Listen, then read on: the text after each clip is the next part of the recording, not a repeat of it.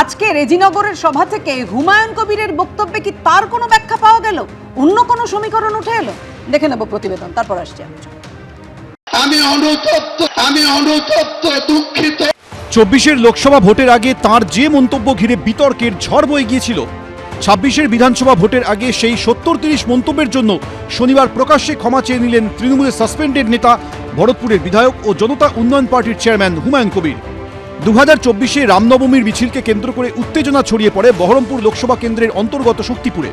এরপর সেখানে সভা করতে গিয়ে তৃণমূলের বিরুদ্ধে সুর চড়িয়েছিলেন উত্তরপ্রদেশের মুখ্যমন্ত্রী যোগী আদিত্যনাথ। अगर ये दंगाई उत्तर प्रदेश में इस प्रकार से अत्याचार करते, अब तक मैं इनको लटका करके, उल्टा लटका करके ठीक कर देता। পরে সেই শক্তিপুরের সভায় হুমায়ুন কবিরের করা একটি মন্তব্য ঘিরে রাজ্য ও দেশ জুড়ে জোর বিতর্ক শুরু হয়। কত ধানে কত চাল হয়, 2 ঘন্টার মধ্যে তোমাদেরকে যদি ভাগীরথীর গঙ্গায় না ফেলতে পারি, রাজনীতি থেকে সরে যাব, শক্তিপুর এলাকায় বসবাস করা বন্ধ করে দেবো। এটা তোমরা হাতির পাঁচ পা দেখেছো, কিন্তু যদি ভেবে থাকো যে 30% লোক মুর্শিদাবাদ জেলায় আর আমরা 70%। সেই সময় তিনি ছিলেন তৃণমূল বিধায়ক, রাজ্যের শাসক দলের সংখ্যালঘু মুখেদের মধ্যে অন্যতম। যদিও এরপর ভাগীরথী দিয়ে অনেক জল বয়ে গেছে। মুর্শিদাবাদে বাবরি মসজিদ তৈরির ঘোষণা করেছেন হুমায়ুন কবির। তারপর তৃণমূল তাকে সাসপেন্ড করেছে। সাসপেন্ড হওয়ার পর বাবরি মসজিদের শিলান্যাস করেছেন। নতুন দলও তৈরি করেছেন ভরতপুরের বিধায়ক। এদিন তার সেই জনতা উন্নয়ন পার্টিরই সভা ছিল রেজিনগরে। আর সেই সভা থেকেই এদিন ফের সেই পুরনো বক্তব্যের প্রসঙ্গ তুলে তার দায়ভার কার্যত চাপিয়ে দিলেন মমতা বন্দ্যোপাধ্যায়ের উপরে। আমি রাজ্যের মুখ্যমন্ত্রীর কথা রাখতে গিয়ে সেদিন এই হিন্দু ভাইদের মনে যে আঘাত পেয়েছিল, আমি তার জন্য আজকে প্রকাশ্য এই লক্ষ লক্ষ মানুষের সামনে করজোড়ে ক্ষমা চেয়ে নিচ্ছি। ভবিষ্যতে এরকম মিথ্যাবাদী মুখ্যমন্ত্রীর কথায় হুমায়ুন কবির আর কোনোদিন কোন সাম্প্রদায়িক, কোন উস্কানিমূলক কথা বা কাউকে জিতানোর জন্য কাউকে আঘাত করার কথা হুমায়ুন কবির বলবে না। হুমায়ুনের কোনটা মুখোশ হুমায়ুনকে আগে ঠিক করতে বলুন। যে হুমায়ুন বাবরি মসজিদের কথা বলছে, সেই হুমায়ুন 2019 সালে নরেন্দ্র মোদীর সেবক সেজে ভোট চেয়েছিল। যে নরেন্দ্র মোদী এক ধাক্কা অর্ধ বাবরি মসজিদ তোর দো স্লোগান দিয়ে বাবরি মসজিদ ভেঙেছিল, যে লালকৃষ্ণ আদবানিরা ভেঙেছিল, তার দলের হয়ে হুমায়ুন কবির প্রার্থী হয়েছিল। তাই হুমায়ুন কবিরের সার্টিফিকেট বাংলার মানুষের লাগবে না। একটা শূন্য আর একটা শূন্যর সাথে মিললে শূন্যই হবে। বরঞ্চ সিপিএমকে আগে ঠিক করতে হবে। সিপিএম সারা জীবন ধর্মনিরপেক্ষ রাজনীতির কথা বলে যখন এই দালালদের হাত ধরে দলটার রাজনৈতিক দেউলিয়াপনা, মোহাম্মদ সেলিমের থেকে বড় কমিউনাল পলিটিক্সিয়ান পশ্চিমবঙ্গের বুকে এই মুহূর্তে কেউ নেই। এর আগে এবিপি আনন্দের ঘণ্টাখানেক সঙ্গে সুমন অনুষ্ঠানে এসে তার পুরনো মন্তব্যের ব্যাখ্যা প্রথমবার দিয়েছিলেন হুমায়ুন কবির। বিজেপি সম্পর্কেও সাম্প্রদায়িক দলটা ব্যবহার করলেন, একাধিকবার সাম্প্রদায়িক শব্দটা বললেন। আপনার সেই বিতর্কিত বক্তব্য যে 70% আর 30% ভাগীরথীতে কেটে ভাসিয়ে দেবো, তো এরপরে তো রাজ্যের অধিকাংশ মানুষ মনে করে যে হুমায়ুন কবির একজন সাম্প্রদায়িক রাজনীতিবিদ। আমি 1 মে 2024 সন্ধ্যা 7টার সময় শক্তিপুর গ্রাউন্ডে এই বক্তৃতাটা রেখেছিলাম। ওই দিন ঘটনাক্রমে রাজ্যের মুখ্যমন্ত্রী বড়ুয়া একটা জনসভায় এসেছিলেন।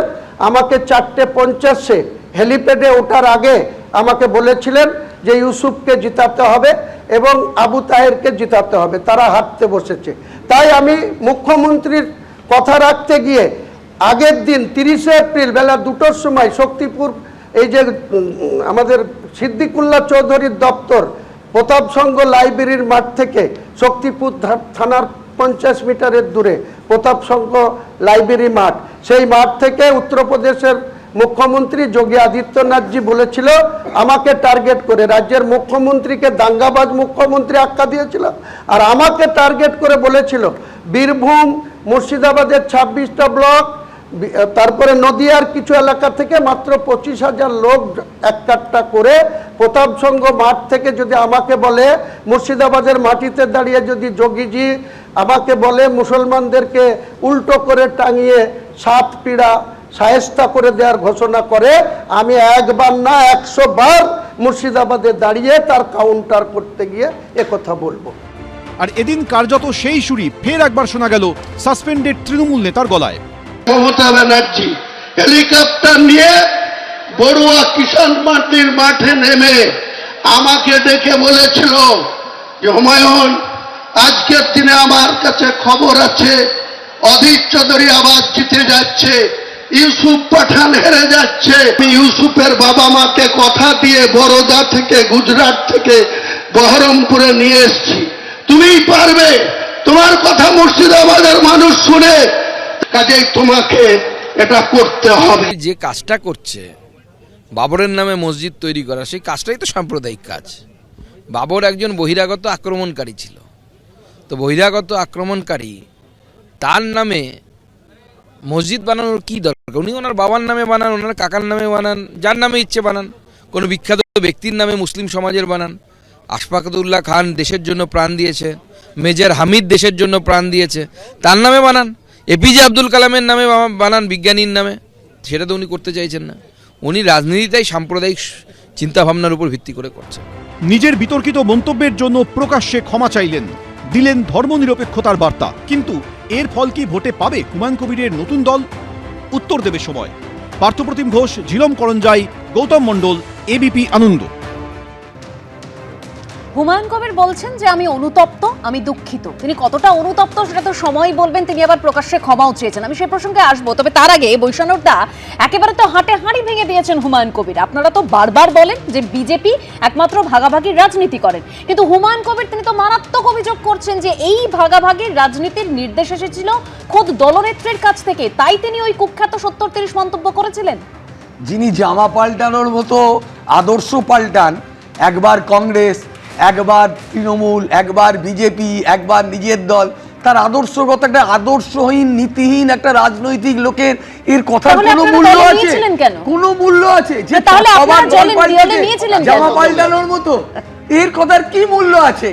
যে নিজের যদি আপনার কথা মতো বৈষ্ণবদা যার কোনো ইমেজ নেই, ভাবমূর্তি নেই, তাহলে তাদেরকে দলে নেওয়া হয়েছিল কেন? গিরগিটির মতো পাল্টা, এর কথার কোনো ভ্যালু আছে? তখন বোঝা যায় একটা আদর্শহীন একটা লোক, নীতিহীন একটা লোক। বৈষ্ণবদা তখন বোঝা যায়নি আর কি, তাই তো? আজকে তো মানুষ এক্সপোজ হয়ে গেল। বিজেপির কথাতে ও নিজের পার্টি করেছে যাতে মুসলিম ভোট ভাঙা যায়। মিন যেটা করে বেড়ায় ও এখানে সেটা করছে। মানে তখন এক্সপোজ হয়নি, তার মানে সেটাই বলতে চাইছেন। বাংলার মানুষ এত বোকা নয় যে এরকম যারা পাল্টিবাজ লোক দল পাল্টেছে ছবার গিরগিটির মতো তার কথাকে বিশ্বাস করবে। তাই আপনারা নিয়েছিলেন এবং শুধু দল থেকে সাসপেনশন করা হয়েছে। এই একের পর এক মন্তব্য আজকেও মুখ্যমন্ত্রী কোর্টে বল ঠেলে দিয়েছেন। এখনো পর্যন্ত কিন্তু বড় কোনো পদক্ষেপ দেখা যায়নি। একটা লোক এক্সপেল নাই, কিন্তু আপনি দেখতে পাবেন আমরা বারবার ওকে কষান করেছি এই ধরনের কথা না বলার জন্য। বিজেপির কথা একটা দল তৈরি করেছে ভোট ভাগ করার জন্য। কি বলছেন? ওর কি চরিত্র এটা? এটা তো বয়ে যাচ্ছে, এটা এক্সপোজড। এটা আপনি বলছেন বারবার দল পাল্টেছেন, বারবার রং পাল্টে ফেলেছেন, তাকে আপনারা দল নিলেন, তারপর বলছেন দল বিরোধী মন্তব্যের জন্য তাকে সাসপেন্ড করেছেন, কিন্তু বহিষ্কৃত কিন্তু করেননি। আমি কেয়ার কাছে আসব। দেখুন, হুমায়ুন কবির কয়েকদিন আগে তাঁর যে অন্তরের বাসনাটা তিনি বলে দিয়েছেন।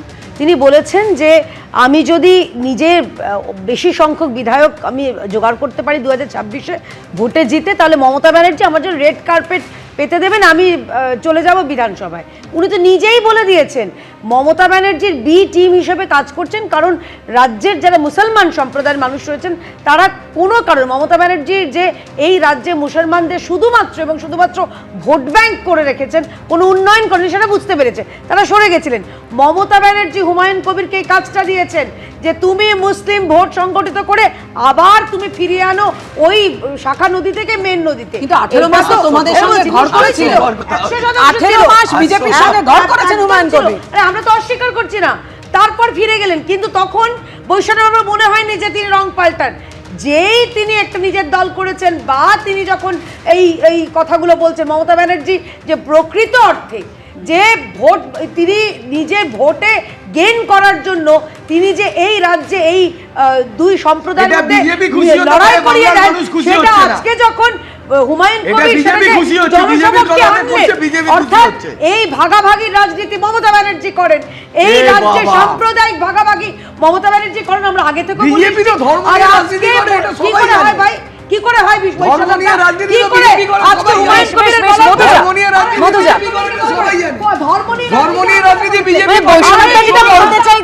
কংগ্রেস হোক বা বিজেপি হোক, যে দল থেকে তৃণমূলে আসুক, তখন সেক্ষেত্রে কোন রকম গিরগিটির তত্ত্ব খাড়া করেন না বৈষ্ণবদা এবং ওয়াশিং মেশিনের কথাও বলেন না। মধুজা, না আমি প্রথম যেটা বলতে চাই, আমার বৈশ্বনাথদার কথা শুনতে শুনতে একটা কথা মনে হচ্ছিল যে এই যে এত নীতি নৈতিকতার কথা বলছেন, এই আবার যদি কোনোদিন এরকম বিজেপিতে আছে লোকজন, তারা যদি আবার তৃণমূলে ফিরতে চায়, আগে তৃণমূলে ছিল বা বিজেপিতে আছে এখন আবার তৃণমূলেই আসতে চায় বা নতুন করে আসতে চায়, বৈশ্বনাথদারা কি করবেন সেদিন? ওদের ঘরের দরজা তো সবসময় হাট করে খোলা থাকে, একদম হাট করে খোলা থাকে। অন্য সিপিএমের দরজাটা হাট করে খোলা না, সিপিআইএম আমরা তো এর দেখলাম দরজা। মোহাম্মদ সেলিম প্রায় 1 ঘন্টার উপরে কথা বললেন। আরে কথাই তো বলেছে, তাতে কি হয়েছে? আরে কথা বললে তার সাথে কি সমস্যা?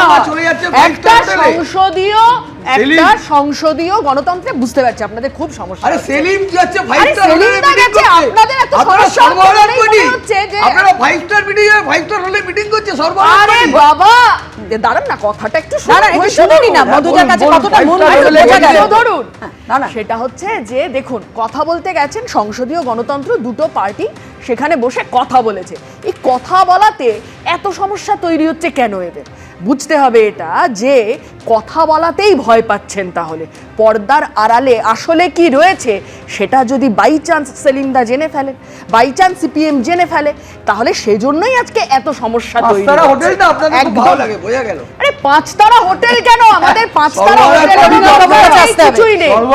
বুঝতে পারছি সেই ভাগাভাগি ডিভিডেন্ড পাইয়ে দিয়েছিলেন হুমায়ুন কবির তৃণমূলকে, মমতা বন্দ্যোপাধ্যায়ের কথায়। একেবারে হুমায়ুন কবির যে কথা বললেন এবং আজকেও সেই কথা বললেন হুমায়ুন কবির। আমি এখানেই রবীন্দ্রনাথ বাবুর কাছে আসবো। রবীন্দ্রনাথ বাবু, তাহলে এইবার এই ভাগাভাগির ডিভিডেন্ডটা কার ঘরে যাবে?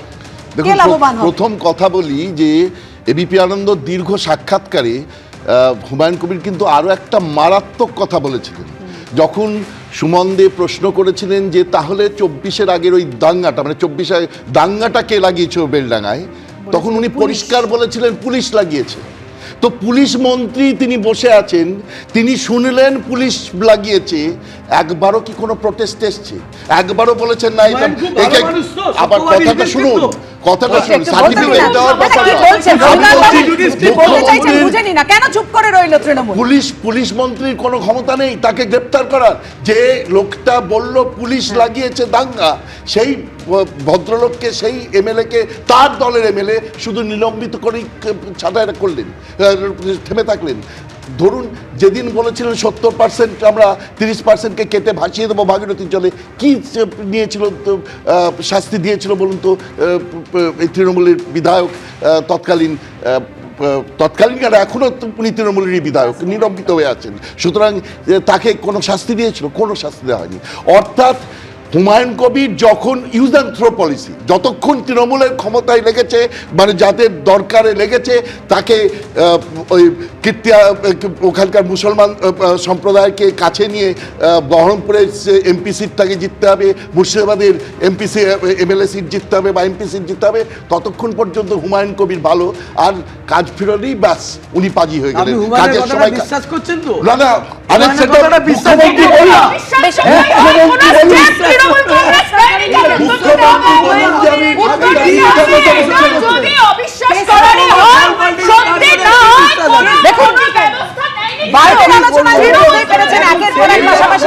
আপনাদের সামনে রাখছে, কিন্তু স্টুডিওর আলোচনায় নিশ্চয়ই বোঝা যাচ্ছে হুমায়ুন কবির কতটা বড় ফ্যাক্টর, ভোটে তার কতটা প্রভাব পড়ে আমাদের নজর থাকবে। হ্যাঁ, আসবো রবীন্দ্রনাথ বাবু পরে প্রসঙ্গে আপনার কাছে, কিন্তু হুমায়ুন কবিরের পাখির চোখ কি?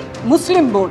আজ রেজিনগরের সভা থেকে মমতা বন্দ্যোপাধ্যায় ও তৃণমূলের বিরুদ্ধে সংখ্যালঘুদের নিয়ে ভোট রাজনীতির অভিযোগ তুলেছেন জনতা উন্নয়ন পার্টির চেয়ারম্যান ও ভরতপুরের তৃণমূল বিধায়ক। শুধু তাই নয়, আরএসএস তৃণমূল আঁতাতের অভিযোগ করছেন তিনি। পাল্টা উত্তর তৃণমূল কি দিয়েছে? প্রতিবেদন দেখে নিন, তারপর ফিরছি আলোচনা। ঘুগনি মুড়ি খেয়ে 80 থেকে 90% ভোট পোল করে আপনাকে সরকারে বসায়, সেই মুসলিমদের আপনি শুধু মিথ্যাচার। হুমায়ুন কবির আলাদা দল করে ভোটে লড়ে কি তৃণমূলের সংখ্যালঘু ভোটে ভাগ বসাবেন? এতে কার লাভ হবে? ক্ষতি বা কার হবে?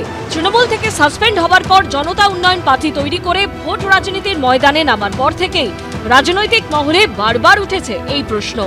এই আবহে শনিবার রেজিনগরের সভা থেকে তৃণমূলের বিরুদ্ধে সংখ্যালঘুদের নিয়ে রাজনীতি করার অভিযোগ তুলে মমতা বন্দ্যোপাধ্যায়কে নিশানা করলেন হুমায়ুন কবির। ওবিসি সংরক্ষণ থেকে সংশোধিত ওয়াকফ আইন, এমনকি এসআইআর এর প্রসঙ্গ তুলেও আক্রমণ শানালেন ভরতপুরের বিধায়ক ও জনতা উন্নয়ন পার্টির চেয়ারম্যান। ওবিসি থেকে নাম বাদ দিবেন, ওয়াকফ বোর্ডের আইন মানবো না বলে মানবেন, আবার এসআইআর করব না বলে এসআইআর করিয়ে আননেসেসারি হিয়ারিং করে তাদের হয়রানি করবেন, আর সেই মুসলমানরা আপনাকে আবার ভোট দিয়ে চতুর্থবারের জন্য মুখ্যমন্ত্রী করবে? কোনো মতেই না। ওরা একটাই বুলি শিখেছে যে তোমরা মমতা ছাড়া তোমাদের উপায় নেই, মমতাকে ভোট না দিয়ে অন্য কাউকে ভোট দিলে বিজেপি এসে যাবে। আমি বলছি বিজেপি আসবে না, আমরা বিজেপিকে 100 পার করতে দেব না, আর মমতা ব্যানার্জির দলকে 50 পার করতে দেব না। সংখ্যালঘু মানুষকে একজোট হয়ে হুমায়ুন কবিরকে ভোট দেওয়ার আহ্বান জানালেন সভায় যোগ দেওয়া মিমের রাজ্য সভাপতি। ভোট আমার রাজ তোমার চলবে না, আমাদের ভোট আমার জাতি নিবে, আমার লোক নিবে।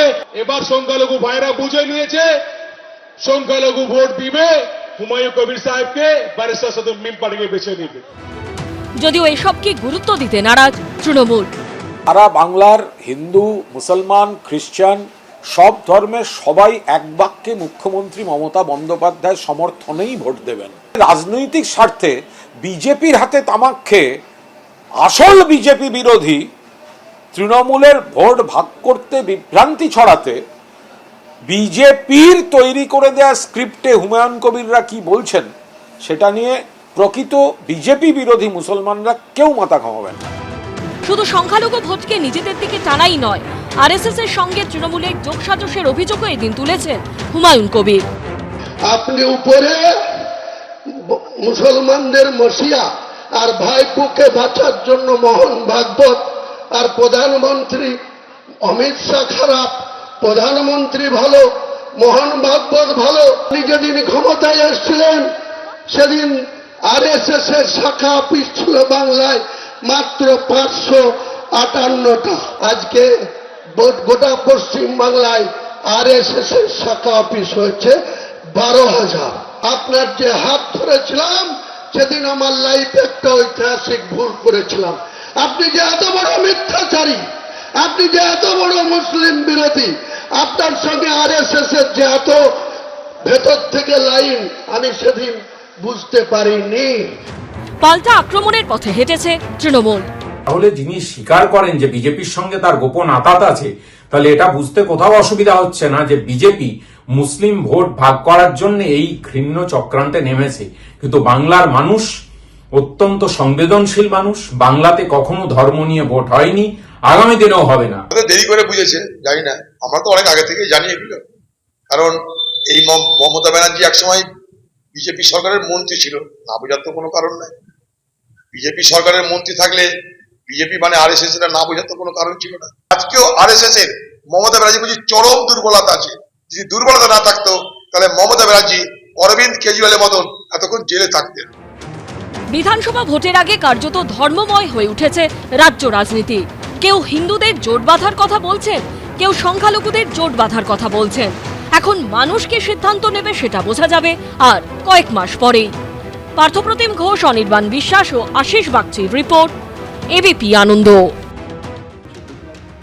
আমি এখান থেকে শুভময়দার কাছে যাব। শুভময়দা, মানে হুমায়ুন কবির আগেও তিনি বলেছেন যে মমতা বন্দ্যোপাধ্যায় যদি হিন্দুদের নেতা হন তাহলে আমি মোল্লাদের নেতা সাজবো, কিন্তু আজকে দেখুন তিনি যখন এই 70-30 প্রসঙ্গে ব্যাখ্যা দিচ্ছিলেন তিনি একটা কথা বললেন, আমি মুখ্যমন্ত্রীর কথা রাখতে গিয়ে হিন্দুদের আঘাত করেছিলাম, আগামী দিনে কাউকে জেতানোর জন্য এরকম উস্কানিমূলক কথা বলবো না। কোথাও গিয়ে মানে করজোরে ক্ষমা চেয়েছেন তিনি কোথাও গিয়ে কি শুভময়দা এটা মনে হচ্ছে যে তার দল শুধুমাত্র মুর্শিদাবাদে আটকে থাক, সেটা তিনি চান না, যাতে সর্বস্তরে গ্রহণযোগ্যতা পায়, সেটাই হুমায়ুন কবিরের এখন লক্ষ্য?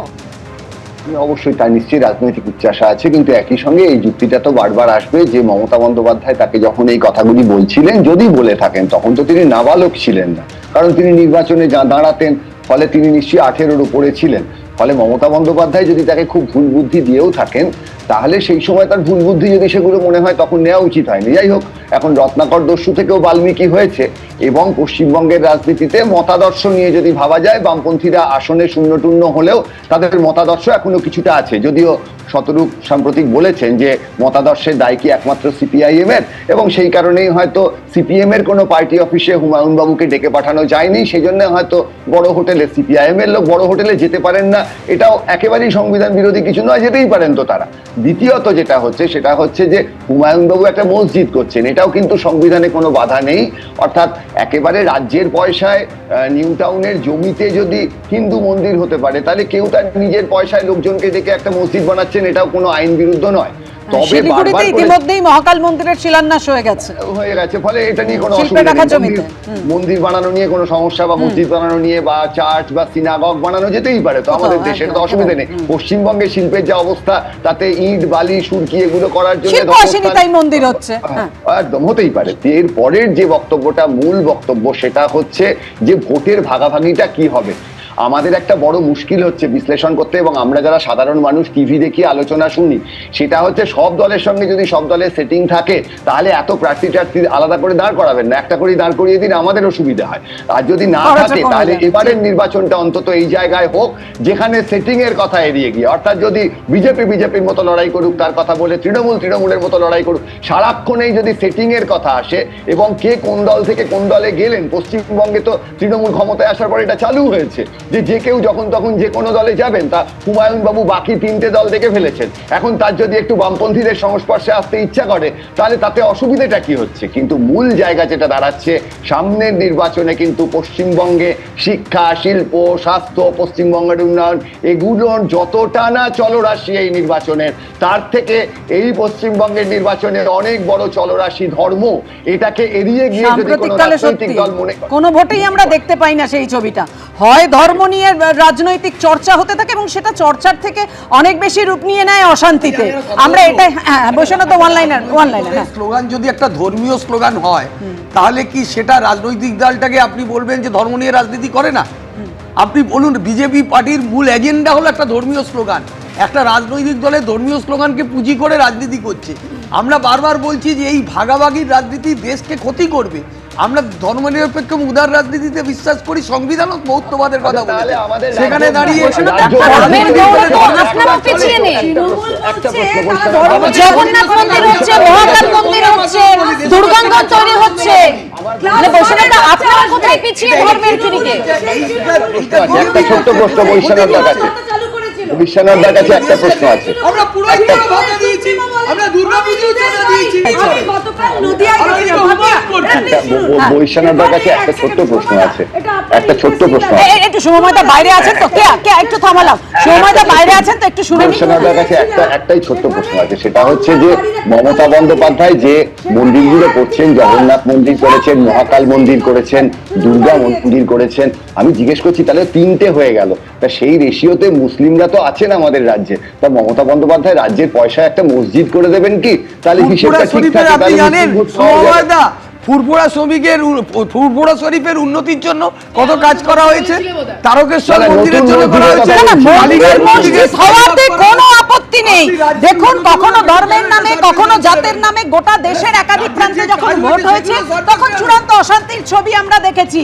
কিন্তু প্রশ্নটা হচ্ছে, ভোটের আগে যদি উন্নয়ন নিয়ে, উন্নয়নের নিরিখে ভোটটা হয়, এবং বলতে শেষ করতে দিতে হবে তো, সাধারণ মানুষের কতটা উন্নতি হলো, কতটা কর্মসংস্থান হলো, মানুষের কতটা কি প্রাপ্তি হলো, সেইটা নিয়ে যদি ভোটটা হয়, রাস্তাঘাটে মানুষের যেতে কোনো সমস্যা হচ্ছে না তো, রেলে চড়তে গিয়ে মানুষের কোনো সমস্যা হচ্ছে না তো, একের পর এক রেল অ্যাক্সিডেন্ট হচ্ছে, সেখানে আদৌ তো সুরক্ষার দিকটা নজর থাকছে তো, আমি সার্বিকভাবে নজরটা দিতে বলছি।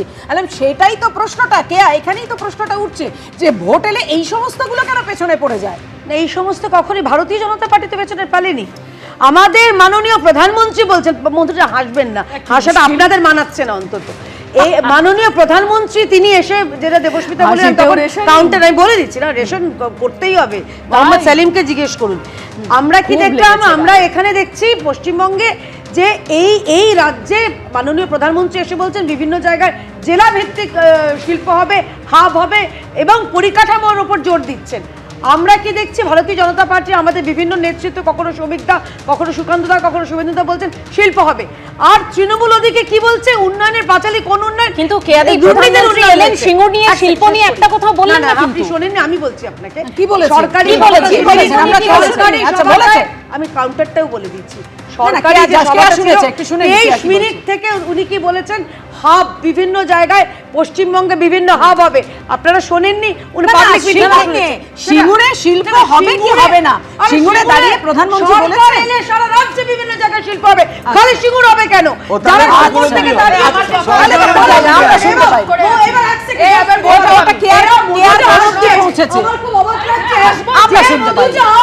মধুজার দলের নেতা হুমায়ুন কবিরের সঙ্গে রাতের অন্ধকারে হোটেলে ভাগ্যিস এবিপি আনন্দের সাংবাদিক ছিলেন, না ধরা পড়তেন না।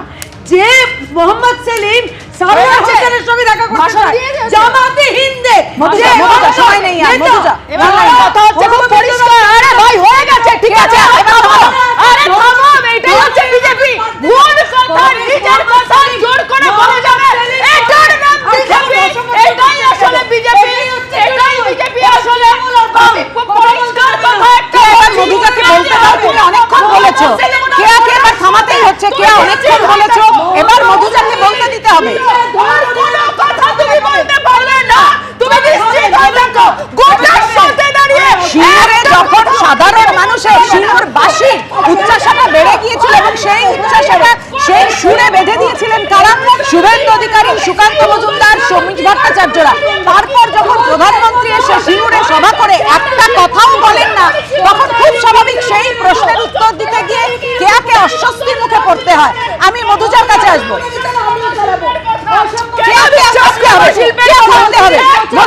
মধুজা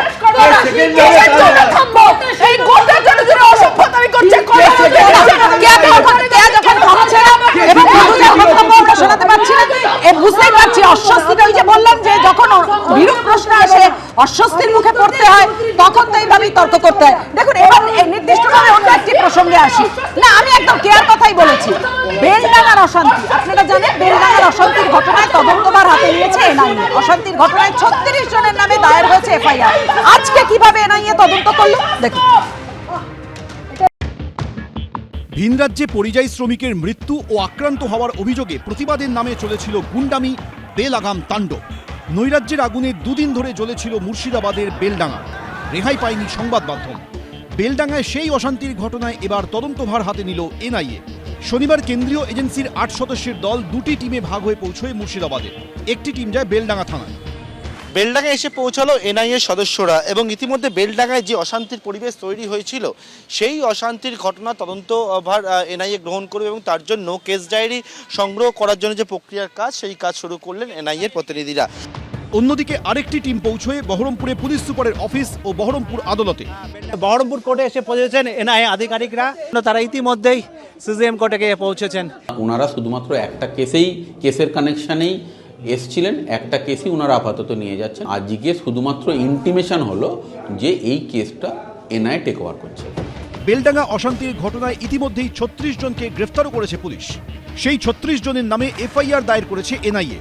এনআইএ সূত্রে খবর, দেশবিরোধী কার্যকলাপের অভিযোগে ইউএপিএ ধারায় দায়ের হয়েছে অভিযোগ। এছাড়াও West Bengal maintenance of public order act, national highway act সহ বিএনএস এর একাধিক ধারায় রুজু হয়েছে মামলা। এনআইএ হচ্ছে উপযুক্ত সংস্থা।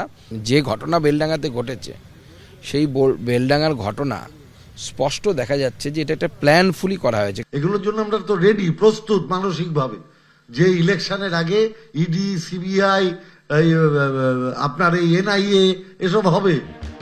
16 জানুয়ারি ঝাড়খণ্ডে পশ্চিমবঙ্গের পরিযায়ী শ্রমিকের খুনের অভিযোগ ঘিরে নৈরাজ্যের চেহারা নিয়েছিল মুর্শিদাবাদের বেলডাঙ্গা। যদিও খুনের অভিযোগ খারিজ করে মুর্শিদাবাদ জেলা পুলিশ জানিয়েছিল আত্মঘাতী হয়েছেন পরিযায়ী শ্রমিক আলাউদ্দিন শেখ।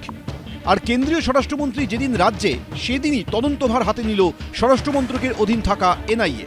তবে প্রশ্ন উঠছে, রাজ্যে একের পর এক মামলার তদন্তভার হাতে নিয়েছে সিবিআই, ইডি, এনআইএর মতো কেন্দ্রীয় সংস্থা, কিন্তু সেই মামলার তদন্ত শেষ হবে কবে? মাথারা কবে সামনে আসবে? বেলডাঙ্গার ক্ষেত্রেও কি একই অবস্থা হবে? এনআইএ একটা তদন্তকারী সংস্থা, কাজে আমি আশা করব এখানে যারা তদন্তকারী অফিসার আছেন তারা নিরপেক্ষভাবে তদন্ত করবেন।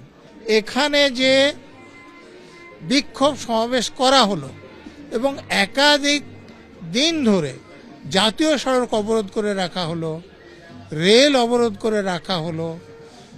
এই যে ষড়যন্ত্রটা কারা করেছিলেন সেটা উন্মোচিত হওয়া দরকার। আমি আশা করব সেটা হবে। এখন দেখার এই তদন্ত কোন দিকে মোড় নেয়। পার্থপ্রতিম ঘোষ, আবির দত্ত, রাজীব চৌধুরী, এবিপি আনন্দ। আমি এখান থেকে সরাসরি সলিলদার কাছে যাব। সলিলদা, মানে গত 16ই জানুয়ারি মানে বেলডাঙ্গায় কিভাবে তাণ্ডব চলেছে আমরা দেখেছি প্রতিবাদের নামে। দুদিন ধরে এই পরিস্থিতি হয়েছে যেখানে 30 ঘন্টা পুলিশ ধৈর্য ধরেছিল, তারপর 30 মিনিট সময় রেখেছে, মানে তারা বলেছিলেন যে কোটানকোট একেবারে আমরা ধৈর্য ধরেছিলাম, তারপর 30 মিনিট সময় লেগেছে তাদের সেটা নিয়ন্ত্রণ করতে। এখানেই প্রশ্ন উঠেছিল প্রথমেই কি এই ব্যাপারটাকে নিয়ন্ত্রণ করা যেত না? তারপর আমরা কি দেখলাম, তৃণমূল একেবারে খুনের তত্ত্ব খাড়া করলো, যেখানে রাজ্যের পুলিশ, একেবারে পুলিশ মন্ত্রীর দপ্তরের পুলিশ, তারা পালামও গেলেন, সেখান থেকে ভিডিও প্রকাশ করলেন একেবারে যে এখানে আত্মহত্যা করেছেন শ্রমিক, কোনো রকম খুন নয়। এক্ষেত্রে এনআইএ যে তদন্ত শুরু করলো, সেই পুরনো প্রশ্ন মাথা পর্যন্ত কি পৌঁছানো যাবে? কেন, কারা গুজব ছড়ালো, কারা উস্কানি দিল, সেটা কি জানা যাবে? এই প্রশ্ন উঠছে এই কারণে সলিলদা, জাফরাবাদের ঘটনা আমাদের মনে আছে, ওয়াকফ আন্দোলনের নামে কিভাবে তাণ্ডব চলেছিল, সেখানেও কিন্তু মাথা পর্যন্ত বা কে উস্কানি দিয়েছিল এখন আমরা জানি না। দেখো, ওই বড়দা মোড়ে 16ই জানুয়ারি খালি না, 16ই জানুয়ারি আর 17ই জানুয়ারি 30 ঘন্টা কিন্তু লাগাতার ওখানে রাস্তা অবরোধ ছিল। ন্যাশনাল হাইওয়ে চৌরাস্তার মোড়টা রাস্তা, রেল অবরোধ, তারপরে আগুন ধরিয়ে দেওয়া, রেল অবরোধ, সাংবাদিকরা মার খেয়েছে। বলি, রেল অবরোধ না, খালি destruction of railway properties, explosive, আগুন জ্বালানো হলো, পাবলিক প্রপার্টি ড্যামেজ করা হলো, ন্যাশনাল হাইওয়ে ড্যামেজ করা হলো, সাধারণ মানুষের ফ্রিডম অফ মুভমেন্ট স্টপ করে দেওয়া হলো, রংফুল কনফাইন করা হলো, 5 বছরের সাজা ন্যাশনাল হাইওয়ে অ্যাক্ট, তারপরে আনলফুল অ্যাক্টিভিটিস প্রিভেনশন অ্যাক্ট যেটা 19 সালে যেটা অ্যামেন্ডেড হয়েছে, মিনিমাম 5 বছর সাজা, এবং ওনাস অফ প্রুফ, মানে অভিযোগের যে অপরাধের যে দায়িত্ব, সেটা কিন্তু ওই যে অপরাধী যাকে অভিযুক্ত করাবে তার উপর নির্ভর করে প্রমাণ করার। এটা ফিট কেস ফর এনআইএ, এবং হাইকোর্টের নির্দেশে হাইকোর্ট বলেছে যে কেন্দ্র চাইলে করতে পারে। তার মানে কি, এনআইএ সুমোটো এটা করতে পারতো, আননেসেসারিলি অপ্রয়োজনীয়ভাবে দেরি করা হয়েছে। এটা অনেক আগে করা হয়েছিল। 36 জন না কতজন লোককে অ্যারেস্ট করা হয়েছে এবং কাস্টডিতে রয়েছে। আজকে এনআইএর যে টিম গেছে, তারা দেখবে খুব religiously fact of the case, place of occurrence, কি ঘটনা ঘটেছিল, এক্সটেন্ট অফ ড্যামেজ কি হয়েছিল, সব কিছু খুঁটিনাটি বিবরণ নিয়েছে এবং খুব রিলিজিয়াসলি করেছে। এবং আমার মনে হয় তার মধ্যে বেছে বেছে চুজ করে করে কয়েকজনকে পুলিশ হেফাজতে নেওয়া হবে। তারপরে তাদের কিন্তু প্রধান উদ্দেশ্য থাকবে যে to fix up the mentor of this rampage, vandalization, disruption of government property, এই লোকগুলোকে ফিক্স আপ করে কাস্টডি ট্রায়াল করে বিচার, জেলে থাকতে থাকতে, বন্দি থাকতে থাকতে তাদের বিচার প্রক্রিয়া সম্পন্ন করতে হবে। এনআইএ হচ্ছে এমনই একটা সংস্থা, খুব এক্সপার্টাইজ সংস্থা, investigating agency. Rightly NIA investigation করছে, বেটার লেট দেন নেভার। যদিও দেরি হয়েছে, কিন্তু এখন ফিক্সড টাইম যে এই সময়ের মধ্যে কিন্তু এনআইএর উচিত যে আসল পারপিটেটরকে, মস্তিষ্ক কার, ব্রেনটা কার, কে এটা চালনা করেছিল, পরিচালিত কে করেছিল। পুলিশ পারছে না, না পুলিশ পারত, কিন্তু পুলিশ করেনি। পুলিশের অনেক কম্পালশন আছে, সরকারের কম্পালশন আছে, শাসক দলের কাছে কম্পালশন আছে, অনেক অব্লিগেশন আছে। NIA has rightly taken up the investigation of the case. এবং অশান্তির ঘটনা তাণ্ডব চললে সেই কম্পালশন কি পুলিশকে আগে মাথায় রাখতে হয়, নাকি পরিস্থিতি নিয়ন্ত্রণে আনাটা পুলিশের আগের দায়িত্ব? সেটাই তো দায়িত্ব। সে দায়িত্ব আজ গত 1.5 দশক ধরে সেটা চলছে না। আজকে শাসকের আইন চলছে, আইনের শাসন কেউ বলবে না। একটা সাধারণ লোককে, নিরপেক্ষ লোককে তুমি জিজ্ঞেস করে দেখো যে শাসকের আইন চলছে নাকি আইনের শাসন চলছে আজকে পশ্চিম বাংলায়। ভূষণরদা, এই কারণেই তো বিজেপি বলছে যে একটা দেশ বিরোধী শক্তি কাজ করেছে, এর মধ্যে চক্রান্ত কাজ করেছে, যে কারণে সেটা একমাত্র পারবে এনআইএ, তাই এনআইএ কে তদন্তভার দেওয়া হয়েছে বেলডাঙ্গার অশান্তির ঘটনা। মানে আমি সলিলদা যেভাবে বলছিল একটা টুল দিলে ভালো হতো পথসভার মতো করে, তা আমি একটা ওনাকে বলি যে উনি তো এতদিন পুলিশে চাকরি করেছেন, কোন শব্দে আপনার আপত্তি? আমার এই সন্দেহে আপত্তি, উনি বলছেন যে পুলিশ ইনভেস্টিগেশন করেছে, পুলিশের ইনভেস্টিগেশন সাকসেস হলো না। আপনি বলুন তো অনুজ পান্ডে, ডালিপ পান্ডে, এই যে দুজন সিপিএম এর কে অ্যারেস্ট করেছিল?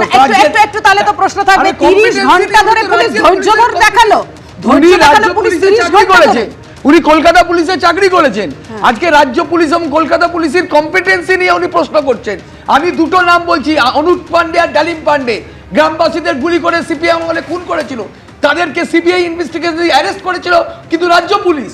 আপনি বার করুন আপনারা প্রশ্নটা, এক সেকেন্ড মধুজা বলবে তোমার সময়। সেটা হচ্ছে পুলিশের দক্ষতা নিয়ে আমরা প্রশ্ন তুলিনি, প্রশ্নটা এখানে আমরা জানি পুলিশ যদি পারে তাহলে 30 মিনিট কেন 30 সেকেন্ড লাগে একটা পরিস্থিতি নিয়ন্ত্রণে আনতে। এখানে যেটা সলিলদা বলছেন যে কম্পালশন, এই পুলিশই তো 30 মিনিটে করে দেখিয়েছে, তাহলে 30 ঘন্টা ধরে পুলিশ হাত গুটিয়ে বসে থাকলো কেন? আমি ওনার কথা থেকে যেটুকু বুঝেছি উনি পুলিশকে ডিসক্রেডিট করার জন্য এই কথাটা বলছেন, যেহেতু উনি আপনার কি মনে হয় একজন আইনজীবী হিসেবে আপনার কি মনে হয়? আমি বলছি এখানে একটা লোক মারা গেছিল ঝাড়খণ্ডে, বিহারে একটা লোক মারা গেছিল, সেখান থেকে একটা পাবলিকের মধ্যে একটা পরবর্তীকালে সেটা বেরিয়েছে, কিন্তু সগুণ একটা মানুষের মধ্যে তাহলে তৃণমূল খুন বলে এরকম একটা ঘটনা ঘটতে দিল? একটা বাঙালি মারা যাবে বিজেপি শাসিত রাজ্যে, পরিযায়ী শ্রমিকের কাজ করতে গেছে বলে অন্তঃসত্ত্বা মহিলাকে বিজেপি গভর্নমেন্ট পুশব্যাক করে ফরেনার্স অ্যাক্ট দিয়ে, কই সলিল বাবু তো সেটা বললেন না যে ভুল ইনভেস্টিগেশন করে নিজের কান দেখলো না, কাকে কান নিয়ে গেছে বলে চলে গেল। হবে না, আপনি তো একটা মুখ্য নিরপেক্ষভাবে কথা বলতে নিয়ে গেল, সেটা নিয়ে সেটার জন্য একটা গ্রিভেন্স তৈরি হয়নি। এই একটার পর একটা বাঙালিকে মেরে দিচ্ছে বিজেপি শাসিত রাজ্যে। একদম বাজে কথা বলবেন না। যেহেতু ঝাড়খণ্ড, তাই কি এই সত্যিটা বেরিয়ে আসলো? হেমন্ত সোরেনের সরকার, তাই জন্য এই সত্যিটা বেরিয়ে আসলো, মানে কোট আনকোট। একদমই তাই। দেখুন এরা হচ্ছে একটা মিসফায়ার হয়ে গেছে।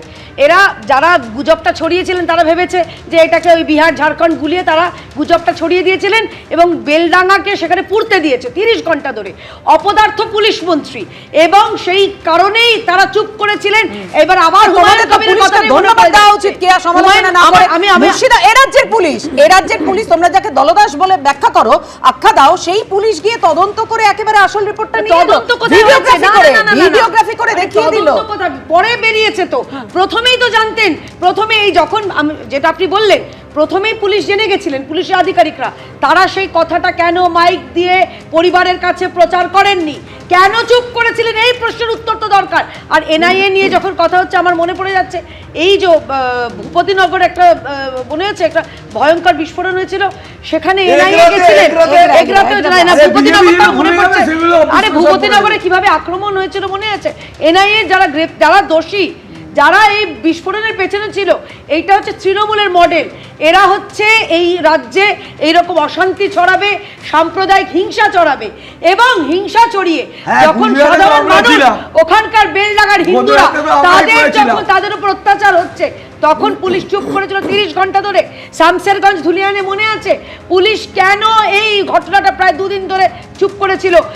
পরবর্তীকালে বিএসএফ কেসে ভোটের আগে পশ্চিমবঙ্গে আরো একটি মামলায় এনআইএ তদন্ত নিয়ে একেবারে রাজনৈতিক তরজা চরমে পৌঁছেছে। একদিকে যখন এনআইএ তদন্তে সহমত পোষণ করছে বিরোধীরা, অন্যদিকে তখন এই ইস্যুতে বিজেপিকে বিত্তে মরিয়া তৃণমূল। দেখুন, এনআইএ ইনভেস্টিগেশন করলে খুব ভালো হবে। ইলেকশনের আগে ইডি, সিবিআই, এনআইএ এসব হবে। পশ্চিমবঙ্গের দরজায় কড়া নাড়ছে বিধানসভা নির্বাচন। বিভিন্ন ইস্যুতে যখন ভোটমুখী রাজ্যের মাটি তপ্ত হচ্ছে, তখন এই আবহেই রাজ্যে আরও এক মামলার তদন্তভার নিল এনআইএ। কেন্দ্রীয় স্বরাষ্ট্রমন্ত্রী অমিত শাহ যেদিন রাজ্যে এলেন, সেদিনই বেলডাঙ্গায় অশান্তির ঘটনায় তদন্ত শুরু করল এনআইএ। আর এ নিয়েই তুঙ্গে উঠেছে রাজনৈতিক তরজা। বেলডাঙ্গার ঘটনায় এনআইএ তদন্তকে স্বাগত জানিয়েছে বিরোধীরা। যে ঘটনা বেলডাঙ্গাতে ঘটেছে, সেই বেলডাঙ্গার ঘটনা স্পষ্ট দেখা যাচ্ছে যে এটা একটা প্ল্যানফুলি করা হয়েছে। ঝাড়খণ্ড পুলিশ, যেখানে বিজেপি সরকার নেই, তারা স্পষ্টভাবে বলে দিয়েছিলেন যে এই মৃত্যু আত্মহত্যা, এই মৃত্যুর কোনো জায়গায় কোনো খুনের বা মারামারি করার কোনো চিহ্ন নেই। তারপরেও যে ধরনের ভারত বিরোধী কার্যকলাপ সেখানে হয়েছে, যদি কোনো অন্য ধরনের শক্তি যদি এতে ইনভলভ থাকে, আমি অন্ততপক্ষে আশ্চর্য হব না। খোদ পুলিশ জানিয়েছে ঝাড়খণ্ডে পরিযায়ী শ্রমিককে খুন করা হয়নি। তাহলে কার উস্কানিতে তাণ্ডব চলেছিল বেলডাঙ্গায়, সেই প্রশ্ন বারবার উঠছে। এনআইএ সঠিকভাবে তদন্ত করুক, তাহলে কে পিছনে আছে, কার উস্কানি আছে, সেটা বেরিয়ে আসবে। একদিকে যখন বিরোধী রাজনৈতিক দল এনআইএ তদন্তের দাবি তুলেছে, তখন এই ইস্যুতে পাল্টা প্রশ্ন তুলেছে তৃণমূল। সিবিআই, ইডি, এনআইএ, এখন নির্বাচন কমিশন, এগুলো তো বিজেপির শাখা সংগঠন। গণতান্ত্রিক প্ল্যাটফর্ম তো সব শেষ। আর আমরা তো জানি এগুলোর জন্য আমরা তো রেডি, প্রস্তুত মানসিকভাবে, যে ইলেকশনের আগে ইডি, সিবিআই, এনআইএ এসব হবে। এখন এনআইএ তদন্তে কি বেরিয়ে আসে সেটাই দেখার। সুকান্ত মুখোপাধ্যায়, পার্থপ্রতিম ঘোষ, রাজীব চৌধুরী, এবিপি আনন্দ। মধুজা, না আমি বলছি যে পুলিশ যে অপদার্থ আমাদের রাজ্যে, পুলিশ যে কাজ করে না আমাদের রাজ্যে, এটা তো এভিডেন্ট। একাধিক ঘটনা এটা এভিডেন্ট। শাহজাহানের সময় এভিডেন্ট, তারপরে দাঁড়িয়ে আজকে পর্যন্ত, মানে আজকের দিন পর্যন্ত দাঁড়িয়ে এটা এভিডেন্ট। যারা হচ্ছে যে উস্কানিমূলক কথাবার্তা বলে তাদের অ্যারেস্ট করে না আমাদের রাজ্যের পুলিশ। এই আমরা দেখেছি বারবার। আমরা দেখেছি আমাদের রাজ্যের মুখ্যমন্ত্রী ছুটে যান, কোথায় ছুটে যান? থানায় ছুটে যান দুষ্কৃতীদের ছাড়াতে। এই ঘটনাও রয়েছে। ফলে আমাদের রাজ্যের পুলিশ কাজ করে না, আমাদের রাজ্যের পুলিশ কাজ করতে পারে না। এটা বৈশ্বনাথদা যাই বলুক না কেন, এইটা মানুষের কাছে একদম মানে প্রমাণিত সত্য হয়ে গেছে। মনে নেই ভবানীপুর থানায় ছুটে গেছিল, তখন প্রথম এসেছিল, তখন প্রথম ক্ষমতায় এসছে ভবানীপুর থানায় একটা পাড়ার ঝামেলা প্রয়োজন হয় না। এবার কথা বলছে আরে কি মুশকিল, অস্বীকার করলে কি করে হবে, এই তো বলতে হবে, আবার নলিয়া খেতে হবে। আমি বলছি সেটা হলো যে আমাদের রাজ্যে দাঁড়িয়ে এই বেলডাঙ্গার মতন ঘটনা ঘটানোর সুযোগটা কেন পেল? কেন এই তত্ত্বটাকে ওরা খাড়া করতে পারলো যে অন্য রাজ্যে গিয়ে খুন হয়ে যাচ্ছে? কারণ একাধিক ঘটনা রয়েছে আমাদের দেশে, অন্য রাজ্যে গিয়ে বাঙালি পরিযায়ী শ্রমিক, গরিব মানুষ তারা খুন হয়ে যাচ্ছেন। আসলে এটা বাস্তব। ফলে একটা ঘটনা সেটা যাই হোক না কেন, সেটা এটার থেকে আলাদা হলেও এটাকে এস্টাবলিশ করা সহজ হয়েছে। এক, দুই হচ্ছে আমার কথা যে আমাদের রাজ্যের মুখ্যমন্ত্রী বৈশ্বনাথদা এখানে বসে অনেক কথা বলে গেল, কিন্তু বলুন তো আমাদের রাজ্যের মুখ্যমন্ত্রী কতগুলো রাজ্যের মুখ্যমন্ত্রীর সাথে কথা বলেছেন? স্বরাষ্ট্র সচিবের সাথে স্বরাষ্ট্র সচিবের কথা হয়েছে যে আমাদের রাজ্যের মানুষ বাইরে গিয়ে অন্য রাজ্যে গিয়ে আক্রমণের শিকার হচ্ছে, কেন হচ্ছে এই প্রশ্নে ব্যবস্থা নিতে হবে। কি ভূমিকা নিয়েছে রাজ্যের সরকার? রাজ্যের সরকার ভূমিকা নেয়নি, রাজ্যের সরকার ভূমিকা নিচ্ছে না। পরিযায়ী শ্রমিক করে বাইরে যেতে বাধ্য করছে, কিন্তু কোনো ব্যবস্থা চিফ সেক্রেটারি লেভেলে যেখানে বাঙালিদেরকে বিজেপিরা মেরেছে, সেখানে চিফ সেক্রেটারি লেভেলে কথা হয়েছে, গভর্নমেন্ট টু গভর্নমেন্ট কথা হয়েছে। এখানে আপনি জেনে রাখুন, উড়িষ্যায় মেরেছে, উত্তরপ্রদেশে মেরেছে, গভর্নমেন্ট টু গভর্নমেন্ট লেভেলে চিফ সেক্রেটারি লেভেলে কথা হয়েছে। উনি মধুজা ঠিক বললেন না, বিজেপি একটা বাঙালি বিরোধী দল। অসহায় মুখ্যমন্ত্রী আমাকে ভাষা নিয়ে অপমান করছে, ভাষা নিয়ে অপমান করেছে। এরা বাঙালি বিরোধী দল বিজেপি, কেন সিপিএম বিজেপিকে সাপোর্ট করছে বুঝতে পারছি না। হেমন্ত বিশ্ব শর্মা বলেছে যে বাংলা কোনো বাংলাদেশিরা বলে। আচ্ছা, এনআইএ তদন্তে কি সত্যিটা বেরিয়ে আসবে শুভময়দা? শাখা সংগঠন বিজেপি যে কোনো তদন্তের একটা দীর্ঘসূত্রিতা তো আমাদের দেশে পুলিশ করলে বেরিয়ে আসবে। হ্যাঁ, শুভময়দাকে বলতে এনআইএ আরএসএস 25 বলতে বিজেপির শাখা সংগঠন বলছে এনআইএ পুলিশ করলে সত্যিটা বেরিয়ে আসবে। দেশে যে তদন্তকারী সংস্থা আছেন বা রাজ্যেও যে আছেন, এগুলো তো দীর্ঘসূত্রিতা আমাদের দেশে আছে, আমরা খুব ভালোভাবেই জানি। মুশকিলটা যেটা হচ্ছে তার রাজনীতিকরণ। একটা ছোট উদাহরণ দিই, বাড়ির ওপরের তাকে কিছু বাসনপত্র আছে, আগে সেখানে আমাকে তুলে উঠে ওই বাসনপত্রগুলো নামাতে হতো। পশ্চিমবঙ্গের রাজনীতিকরণের জায়গায় এখন তুলে উঠলে আমি বাসন নামানোর কথা ভুলে যাচ্ছি, যেটা বৈশ্বনাথদা বললেন, তুলে দাঁড়ালেই বক্তৃতা দিতে ইচ্ছা করছে। ফলে পশ্চিমবঙ্গের রাজনীতিতে যে জায়গাটা দাঁড়াচ্ছে সেটা হচ্ছে কোনো রকম কনস্ট্রাকটিভ আলোচনার জায়গাটা আর আমাদের সামনে থাকছে না। আমাদের কোনো উন্নয়ন, কোনো ভবিষ্যৎ দর্শনের জায়গা থাকছে না।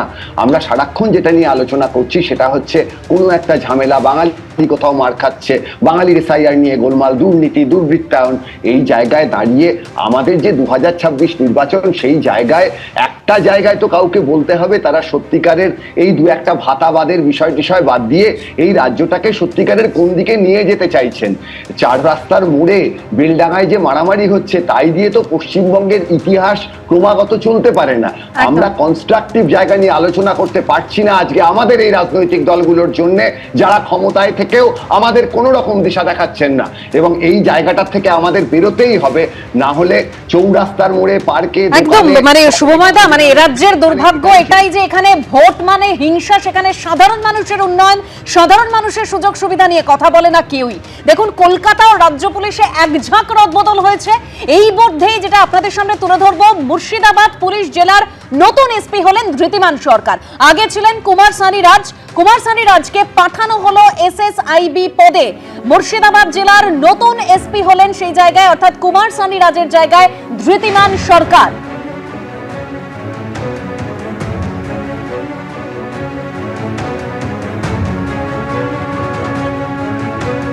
আর বেলডাঙ্গার অশান্তির ঘটনায় উদ্বেগ প্রকাশ করেছিল আমরা জানি কলকাতা হাইকোর্ট। মুর্শিদাবাদে থাকা কেন্দ্রীয় বাহিনী বেলডাঙ্গায় মোতায়েন করা যেতে পারে জানিয়েছিল হাইকোর্ট। এবার সেই মামলাতেই তদন্তভার নিল NIA। দেখুন, বেলডাঙ্গা কাণ্ডের তদন্তভার নিল NIA, কিন্তু গন্ডগোলের সূত্রপাত হয়েছিল কিভাবে? ঝাড়খণ্ডে এ রাজ্যের পরিযায়ী শ্রমিককে খুনের অভিযোগে 16 জানুয়ারি তুলকালাম বেঁধেছিল বেলডাঙ্গায়। আবার বিহারে এক পরিযায়ী শ্রমিক আক্রান্ত হওয়ার অভিযোগে পরের দিনও উত্তপ্ত হয়েছিল পরিস্থিতি। রাস্তা ও রেল অবরোধ দিয়ে শুরুটা হলেও পরে তা তাণ্ডবের রূপ নেয়। বাঁশ লাঠি হাতে রাস্তায় নেমে দাপাদাপি, গাড়ি ভাঙচুর, সাংবাদিকদের উপর হামলা, বাদ যায়নি কিছুই। এইসবের মাঝেই সোশ্যাল মিডিয়ায় একটি পোস্ট ঘিরে বিতর্ক তৈরি হয়। মুর্শিদাবাদের দাঙ্গা হাঙ্গামা প্ল্যান করে বাঁধানো, দাঙ্গা হওয়ার আগে মৌলানা আলবানি তার একটি ফেসবুক পোস্ট পাওয়া গেছে। সেই ফেসবুক পোস্টে পরিষ্কার বলা হচ্ছে যে SIR কে আটকাতে হবে, নরেন্দ্র মোদীর SIR কে আটকাতে হবে, সেই জন্য পুলিশ স্টেশনে ভাঙচুর করতে হবে। পুলিশ সূত্রে খবর, মৌলানা শওকত আলী আলবানিকে 23 জানুয়ারি গ্রেপ্তার করে বহরমপুর সাইবার ক্রাইম থানা। পাশাপাশি পরিযায়ী শ্রমিক খুনের অভিযোগ খারিজ করে মুর্শিদাবাদ জেলা পুলিশ জানিয়েছিল আত্মঘাতী হয়েছেন পরিযায়ী শ্রমিক আলাউদ্দিন শেখ। মুর্শিদাবাদ জেলা পুলিশের তরফে বেলডাঙ্গা থানার একটি বিশেষ টিম তদন্তে ঝাড়খণ্ডের পালামৌ যায়। সেখানকার একটি ভিডিও প্রকাশ করে পুলিশ। তাতে দেখা যায় যেখান থেকে আলাউদ্দিন শেখের মৃতদেহ উদ্ধার হয়েছে সেখানে গিয়েও তদন্ত করা হয়েছে। এমনকি ঝাড়খণ্ডের পালামৌয়ের বিশ্রামপুর থানার ASI মোহাম্মদ আলম শেখের সঙ্গেও কথা বলেছে বেলডাঙ্গা থানার বিশেষ টিম। তোমার কি মনে হয় কারোর প্রতি কোনো সন্দেহ কিছু আছে? নিঃসন্দেহে বলতে পারো। সন্দেহ ফন্দেহ আমাদের কাছে কারোর নাই। সন্দেহ কিসের করবো? এখানটায় তো এসে আমরা তো কোনো কারোর কোনো মার্ডারের কোনো উপলক্ষ দেখিনি। মুর্শিদাবাদ জেলা পুলিশ জানিয়েছিল ময়নাতদন্তের রিপোর্ট অনুযায়ী আলাউদ্দিন শেখকে কোনো মারধর করা হয়নি। তার দেহেও মারধর বা কোনো ক্ষতচিহ্ন পাওয়া যায়নি। পুলিশের দেওয়া ভিডিওতেও একই কথা শোনা গেছে মৃতদেহ উদ্ধারের সময় উপস্থিত থাকা এক ব্যক্তির গলাতেও। আমি নিজের হাতে আমাকে স্যার বলেছে এটা দেখো, আমি দেখেছি ওর এই পায়ে পুরনো একটা ফোঁড়ার দাগ ছিল, আর এই নিচেটাও আবার একটা কাটার দাগ ছিল। সেটা কি নতুন না পুরনো? পুরনো, বহুত পুরনো। না, মারের কোনো আমরা পাথর পাইনি, না পাইনি। আমরা মারের রক্ত রক্ত না না না না আমরা কোনো জিনিস পাইনি। কিন্তু গুজবের জেরে ততদিনে কার্যত লণ্ডভণ্ড হয়ে গিয়েছিল বেলডাঙ্গা। বেলডাঙ্গা কাণ্ডে জোড়া জনস্বার্থ মামলা হয় কলকাতা হাইকোর্টে। 20 জানুয়ারি সেই মামলায় উদ্বেগ প্রকাশ করে কলকাতা হাইকোর্টের প্রধান বিচারপতি সুজয় পাল বলেন, এই মামলায় রাজ্য ও কেন্দ্রীয় সরকার ফোর্স ব্যবহার নিয়ে বিপরীত আচরণ করছে। মুর্শিদাবাদে ধারাবাহিকভাবে হিংসার ঘটনা ঘটছে, এতে উদ্বিগ্ন আদালত। মানুষের জীবন ও সম্পত্তি নিয়ে চিন্তিত কোর্ট। কলকাতা হাইকোর্টের প্রধান বিচারপতি আরও বলেন, মুর্শিদাবাদে থাকা কেন্দ্রীয় বাহিনী বেলডাঙ্গায় মোতায়েন করা যেতে পারে। এবার সেই তদন্তভার হাতে নিল কেন্দ্রীয় তদন্তকারী সংস্থা। পার্থপ্রতিম ঘোষ, আবির দত্ত ও রাজীব চৌধুরীর রিপোর্ট, ABP আনন্দ। দেখুন, আমি রবীন্দ্রনাথ বাবুর কাছে আসবো এই জায়গাটা থেকে। মুখ্যমন্ত্রী মমতা বন্দ্যোপাধ্যায় গত বছরের ডিসেম্বরে বলেছিলেন যে মুর্শিদাবাদে নতুন করে দাঙ্গা হোক, NIA-কে দিয়ে কেস করে ছোট ছোট ছেলে মেয়েদের তুলে নিক, এটা আমি চাই না। যে এপ্রিলের ঘটনার থেকে শিক্ষা নিয়ে যদি এই ঘটনাকে প্রতিহত করা সম্ভব হতো, সত্যি তো এই অবস্থায় পরিস্থিতি পৌঁছতো না রবীন্দ্রনাথ বাবু। না, হুমায়ুন কবির যে অভিযোগ করছেন সেই জায়গাটাতেই তো দাঁড়িয়ে আছে। বহুদিন আগে জ্যোতিবাবু কোনো একজন সাংবাদিককে সাক্ষাৎকারে বলেছিলেন শাসক দল না চাইলে দাঙ্গা লাগে না। আচ্ছা সেই দিন এই যে 30 ঘন্টা চুপ করে বসে থাকলেন, মুখ্যমন্ত্রীর কি মন্তব্য ছিল? আজ জুম্মাবারে ওরা একটা কংগ্রিগেশন মতন করে, সুতরাং মানে জুম্মাবার বলে দেওয়ার পরে পুলিশ আর কোনোদিন তাকে গ্রেপ্তার করতে পারে? অর্থাৎ জুম্মাবারে কাউকে গ্রেপ্তার করা যাবে না। এই একইভাবে জাফরাবাদেও ওই একই ঘটনা ছিল। একদম বিষয় নিয়ে একটা ধর্মকে আঘাত করার চেষ্টা করছেন। ওদের যেদিন ওদেরকে করছি না, করছি মুখ্যমন্ত্রী বলছেন জুম্মাবারে বলবেন না, হবে না। সলিলদার কাছে আসবো। সলিলদা, ইতিমধ্যেই ইউএপিএ ধারায় মামলা রুজু করে এনআইএ তদন্ত শুরু করেছে। সেক্ষেত্রে কোন কোন বিষয় এনআইএ এর স্ক্যানারে থাকবে? দেখো, স্ক্যানারে থাকবে তখন ন্যাশনাল হাইওয়ে অ্যাক্ট রয়েছে, সেটা 5 বছরে তুমি সেটাকে ড্যামেজ করতে পারো না, সাধারণ মানুষের মুভমেন্টটাকে তুমি রেস্ট্রেন করতে পারো না। 5 বছরের সাজা কিন্তু ড্যামেজ করা হয়েছে, রেলওয়ে প্রপার্টি ড্যামেজ করা হয়েছে। এবং খালি তাই না, যারা পুলিশ হেফাজত, যারা এনআইএ হেফাজতে যারা আসবে তাদের স্টেটমেন্টগুলো ভেরিফাই করবে। তবে আমার যেটা মনে হচ্ছে এখনও কিন্তু প্রপারলি ব্রিফ করা যায়নি। বেলডাঙ্গা থানার দেখো একটা বাইরের টিম এসছে, এনআইএর মতো একটা টিম ইনভেস্টিগেটিং এজেন্সি এসছে, তাদের ব্রিফ করছে কে একজন সাব ইন্সপেক্টর দাঁড়িয়ে করছে। ওখানে তো মিনিমাম একজন অফিসার ইনচার্জ বা অ্যাসিস্ট্যান্ট কমিশনার বা ডিএসপি র্যাঙ্কের বা কোনো সেরকম ধরনের কোনো অফিসারের যাওয়া উচিত ছিল তাদের কোঅপারেট করার জন্য, যদি তাদের সদিচ্ছা থাকতো যে হ্যাঁ একটা পজিটিভ কোনো যদি অ্যাকশন নেওয়া যায় যত তাড়াতাড়ি অ্যাজ কুইকলি অ্যাজ পসিবল, এবং স্ট্যাচুটারি স্টিপুলেটেড টাইমের মধ্যে চার্জশিট দিতে হবে তাদের। এবং যদি এর পেছনে মাথা কে আছে, হু ইজ দ্য মেন্টার একদম এনআইএ তদন্ত কোন পথে এগিয়ে নিয়ে যায়, সত্যিটা কিভাবে বেরিয়ে আসে, অবশ্যই বেরিয়ে আসে কিনা সেদিকেও আমাদের নজর থাকবে। দেখুন, ঘুরে ফিরেই তো আসছিল সামনে যেহেতু বিধানসভা নির্বাচন, যে এই রাজ্যের মানুষের প্রাপ্তি কি, সাধারণ মানুষের জন্য আদৌ শাসক দল কতটা চিন্তিত, সেই সঙ্গে এটাও আসবে, এই প্রসঙ্গ আসবে, কেননা কালকে কেন্দ্রীয় বাজেট নভেম্বরের জন্য পেশ করবেন নির্মলা সীতারামন, কেন্দ্রীয় অর্থমন্ত্রী। ভোটের মুখে রাজ্যের কি প্রাপ্তি, মধ্যবিত্তের জন্য থাকবে কি কোনো বিশেষ ঘোষণা? তার জন্য সরাসরি সম্প্রচার বাংলায় বাজেট এবিপি আনন্দের, সঙ্গে তর্জমায় অভিরূপ সরকার। সকাল 9টা থেকে নজর থাকুক এবিপি আনন্দে।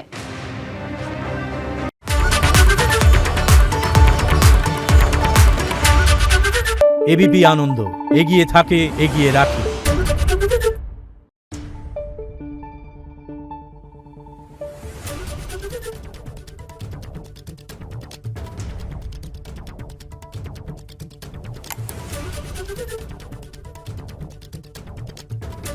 Thank you.